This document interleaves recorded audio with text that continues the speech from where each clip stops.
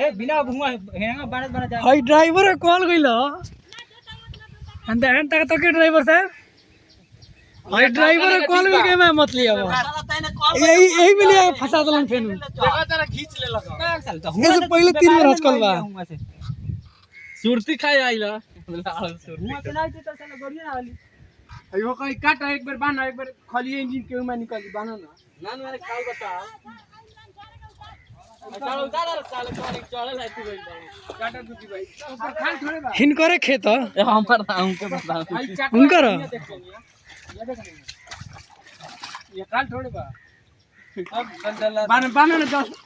खाली बालू बा